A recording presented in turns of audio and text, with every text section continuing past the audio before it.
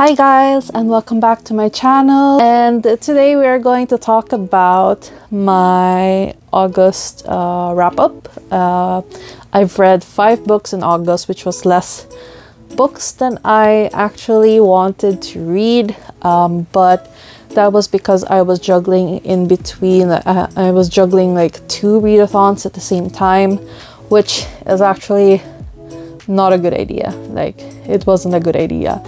I felt a little bit burnt out, and I just didn't have a very good reading month because I did have like so many prompts that I wanted to do, like books for the prompts that I wanted to read. Next time I won't be juggling 2 readathons at the same time, so that's a lesson learned, at least. For today we are going to talk about, like I mentioned, 5 books.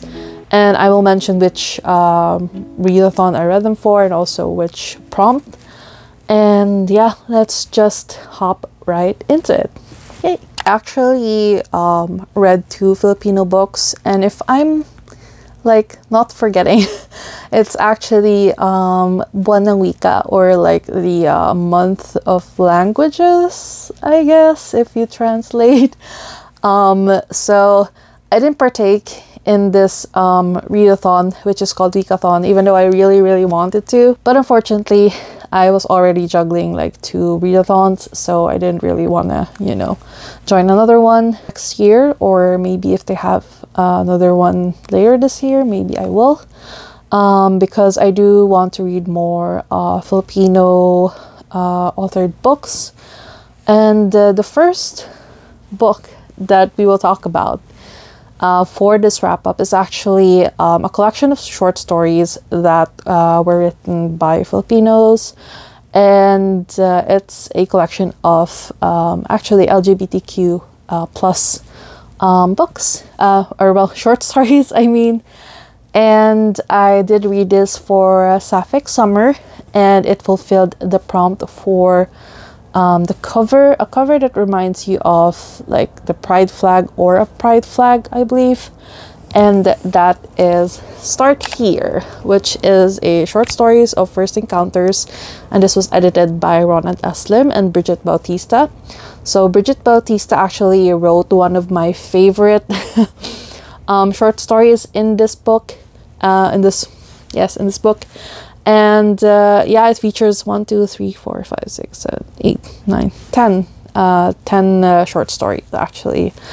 And I bought this like a while ago, and as I mentioned, this is actually a reread, and I was super happy to actually reread this again, because I wanted to find this short story, which by the way I adore, about like this there's a couple that went on vacation, and the guy is very like busy with work, and then the woman actually meets this tour guide who kind of like shows her how to have a bit of fun, because she's more of like the stuck up, like, you know, uppity woman. Meanwhile, the tour guide is actually like really you know, exotic, and she's happy-go-lucky and daring, etc, etc.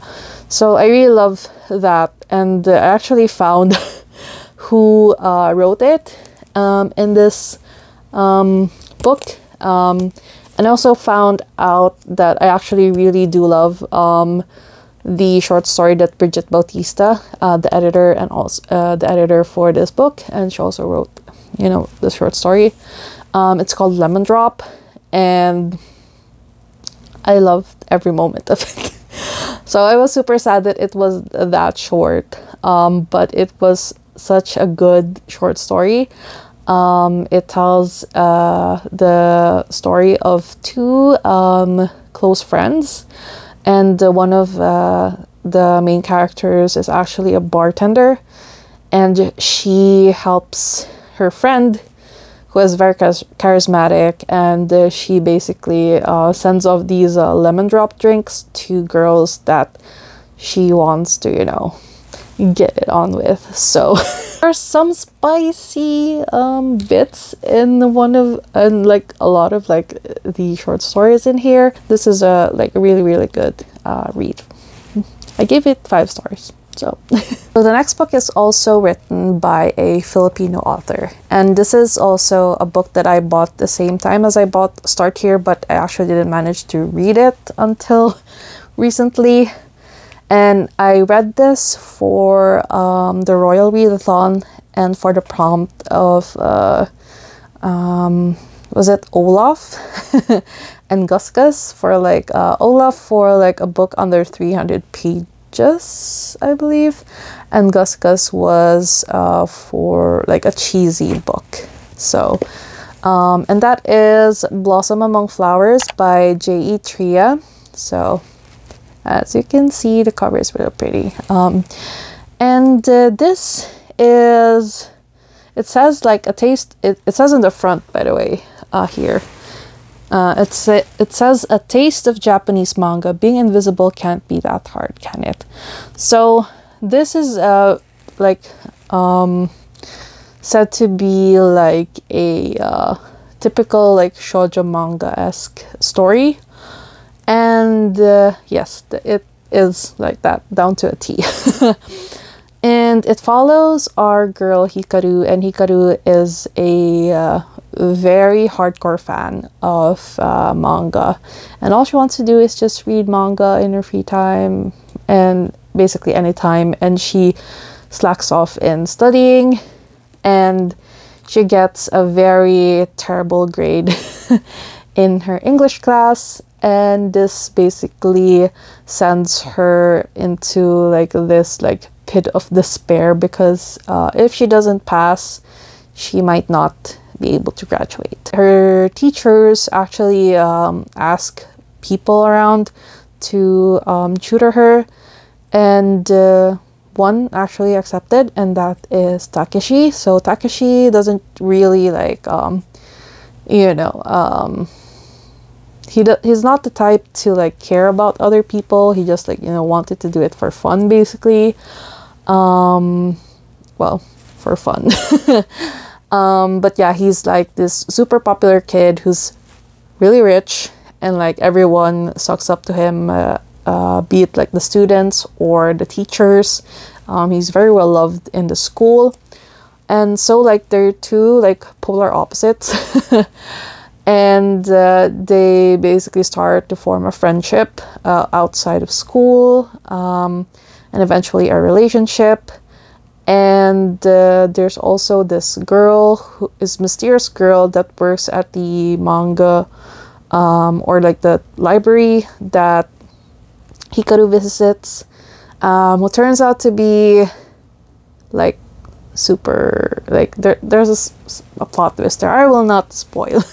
I will resist this. This is a very cute story, and I really did enjoy it, and I really have nothing else to say. I think I gave this like a 4-star, if not a 5-star. Onwards to the next book, and this book is actually like a book that I know a lot of people look forward to reading, and it's part of this like series, I believe. And yeah, I have some mixed feelings about this book. A mix of positive and also sort of negative.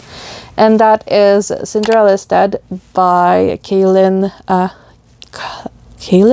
is that correct? Kaylin Barron. And first off, I fell in love with the cover, and also I really did love the idea of a Cinderella retelling. And there were also people that like said that this is like black girls against the patriarchy, and that appealed to me as well, and I thought that I would like really enjoy this, and for the most part I did. Like, I really love the idea of this kingdom that's basically ran by a, you know, like a tyrant. And the girls are sent off to this ball where they like try to be paired up with like men who are powerful or wealthy, or just, you know, men, against their will, because of this like long tradition that, you know, Cinderella went to the ball to find a prince. She married, had her happily ever after. But, you know, things aren't actually that way, and we get to learn like the small twists and turns, the truth of what actually happened to Cinderella, and how it has, you know, negatively affected this society, which is run mostly by men. Like, women literally cannot speak out of turn or speak unless spoken to. So it's very much that type of vibes, and it irritated me a lot. But, you know, it's the premise, and it's supposed to make you feel angry, which kudos to this book for making me angry for that. And yeah, we follow a young girl, what's her name again? Sophia. Okay, Sophia. We follow a young girl who is in love with her, what's her name again? Okay, let me check the other girl's name. I figured it out. So Sophia is the main character, and she's in love with Aaron, and they have this sort of like secret relationship going on, forbidden relationship. But it's the time of the ball, and they both know what will happen to them, meaning, you know, they get like married off to some men. Not someone, but some men. So Sophia wants to, of course, escape with Erin, but Erin doesn't make it easy because she actually, you know, is scared. Like most of the people are in this city. They're scared to defy the king. They're scared to, you know, because once you defy the king, you just end up dead or worse. Just basically follow Sophia's story, how she tries to break away from this tradition, how she tries to change the society with the help of a very beautiful girl, you know, who she may or may not form, you know, a relationship with. How do I say this? Like, again, I really love like the premise of this book. I really love the world building, but I felt that it's like a lot of people I saw on like had the same opinion as me, and it was just too short. Like, I wish there was more. I wish there was more information about the world and the world building. I also felt that the romance between Sophia and the beautiful girl that I mentioned, that will help her, you know, basically turn this whole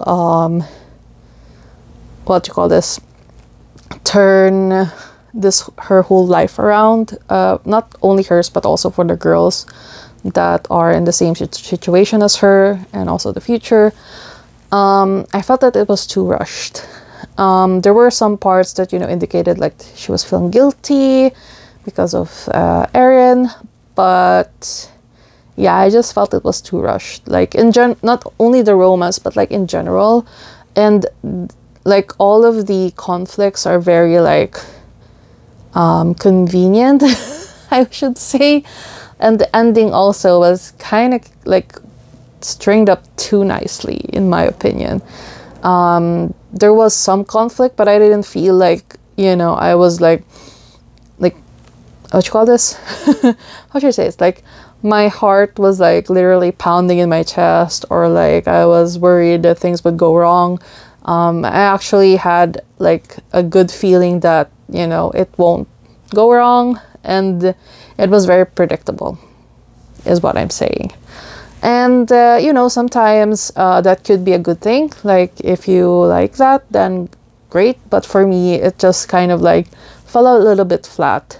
But I did again enjoy the whole premise and everything.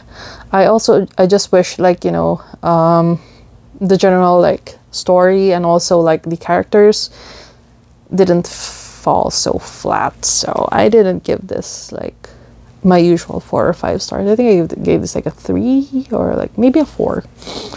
So yeah, unfortunately, yeah, still a good read. I would still recommend this to people who like enjoy Cinderella retellings and, you know, black girls going against the patriarchy.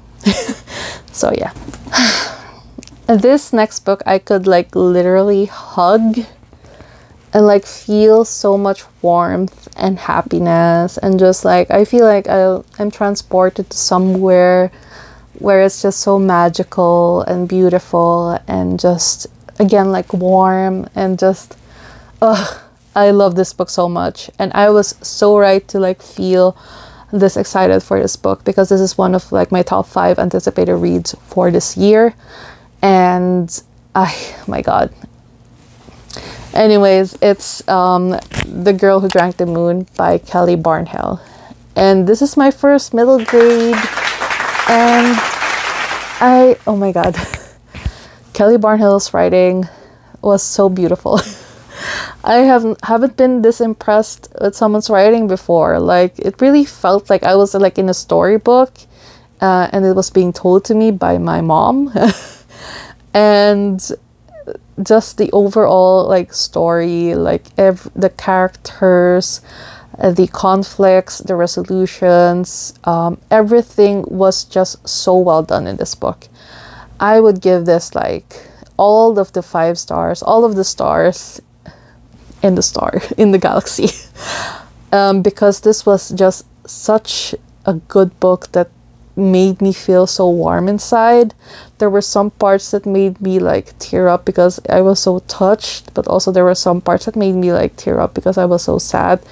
And it wasn't like some books where you feel like this like intense emotions. It was just a very like comforting read, something that you would enjoy, just like you know, very chill with your cup of tea, and you just feel this warmth like spread throughout your body. That's like the best way I can describe this. I was just so happy while I was reading this. Everyone was so lovable. Like, even like the villains, like they had like substantial you know, character traits that made them who they are. And also, again, Luna, my precious Luna, I love her so much. Like, anyways, and I also like really love the like the magic system in here, like how they like, you know, reach out for this for starlight and feed it to the kids, and also moonlight to feed it to Luna. And this is just so whimsical, and such a great book, such a good story, and I cannot praise it or recommend it enough. So if you haven't read this book, please do, because this is like my favorite book, maybe like my favorite, one of my favorite books of all time. So yeah, read it. And the last book is actually a book that I feel so bad that I felt this disappointed in it, because it's one of like my most anticipated reads for the year, and I have heard so many good things about it, and I just feel so bad that I just gave it like a 3.5, maybe a 4 star, but overall it just was in that 3.5 realm for me, and I feel bad, but we shall talk about why I actually put a 3.5 rating on this one. And that is The Midnight Library by Matt Haig. So, as you all know, there's a lot of people who enjoyed this book, and it's a short book. It was only like pages, less than 300, I guess.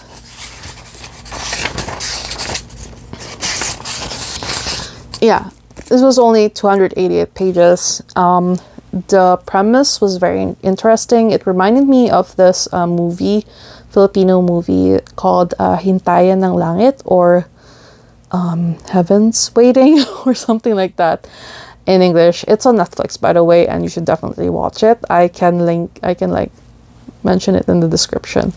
But that movie was so good, and the premise of this kind of reminded me of that. It's just, you know, the in-between of, you know, life and death, and having regrets, and you know, learning to, you know, explore those regrets and try to abandon them before you move on, or, you know, go back to the life you had. because, you know, you're in that in-between. At least in Nora's case, she's in this like in-between, so she's kind of like almost dead, but not quite. So yeah, and this is a concept that I really enjoy, and that is why I'm so upset at myself for not liking this any better, because the writing in this one is actually really good. It did make me cry. Like there were like two instances in here where I cried, but again, it just didn't do it for me. Again, it was one of those like it was predictable, and there were some parts where it felt like it was dragged on also. Maybe it's just me. Maybe, you know, it's just me. Maybe it's like August was just like a really bad reading month for me. Like maybe that's why. And maybe if I reread this, I will feel differently.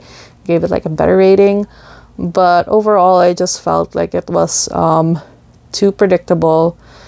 And although like the concept and the execution was great, but I just wish that that one life that Nora really wanted, that she got that in the end. But then I mean, I get it. Like it would be too convenient to like end things there, and you know, the message or the theme of the story wouldn't be as impactful, I guess. You know, it all boils down to your own preference. So maybe I will give this a reread when I feel a bit better, or I need something to pull me out of a reading slump, because this is fairly short, so we shall see. But for now, my rating for this was 3.5, and I feel really bad. And that is it for my August wrap-up. And although I only read like 5 books, I still wanted to do this video because I just like want to encourage everybody that like, even though you only read like 3 books, 5 books, whatever, you will have months like that, or like weeks, or, you know, a whole year where you just read, you haven't read as much as you wanted to, and that is totally okay, because we all have our own like paces when reading. And you shouldn't feel bad at your like massive TBR if you don't like read everything. And yeah, just do it at your own pace. Reading should be fun. You shouldn't feel pressured to, you know, like read like 100 books or 50 books, or even like 10 books or 5 books. So yeah, and yeah, I just wanted to remind you guys of that, and also remind myself of that. I hope that September is actually a better month for reading. And that is it for me for today. If you enjoyed this video, don't forget to comment, like, or subscribe. I'm hoping that I will be able to post more often, at least like 2 times a week on weekdays, or I mean weekends. That's my like planned schedule for now. We shall see if it changes, but yeah. Thank you so much for being here, and I hope to see you again when I see you. Bye!